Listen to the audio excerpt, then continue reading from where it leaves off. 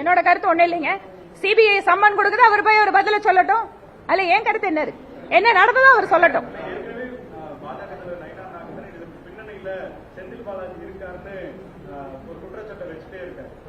கரூர் சம்பவத்தை பொறுத்த வரைக்கும் எங்கள் தலைவர்கள் பல்வேறு சமயங்களில் குறிப்பிட்டிருக்கிறார்கள்.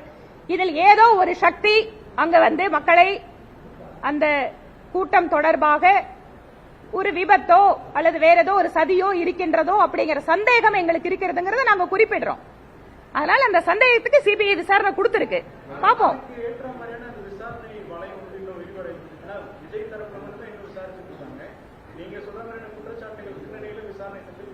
இன்வெஸ்டிகேஷன் ஆபீசர் தான் supreme authority for any investigation.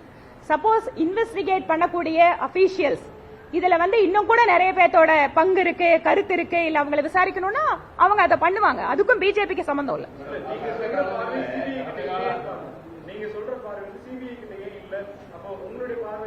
இல்லைங்க, நீங்க இப்போ இல்லைங்க ரொம்ப ஒருத்தர் வந்து கூப்பிடலன்னா அவரோட ஸ்டேட்மெண்ட்ல இருந்து இன்னும் நிறைய பாயிண்ட்ஸ் கிடைக்கும். இட் இஸ் நாட் தட் எடுத்தோடனே வந்து 100 பேர்த்த விசாரிக்க மாட்டாங்க. உங்களை கேட்பாங்க, உங்ககிட்ட ஏதாவது தகவல் இருக்கா, நீங்க யாரையா ரெஃபர் பண்றீங்களா, உடனே அவங்க கிட்ட போகும், அதுக்கப்புறம் அடுத்தவங்க கிட்ட வரும். இப்படிதான் ஒரு இன்வெஸ்டிகேஷன் நடக்கும்.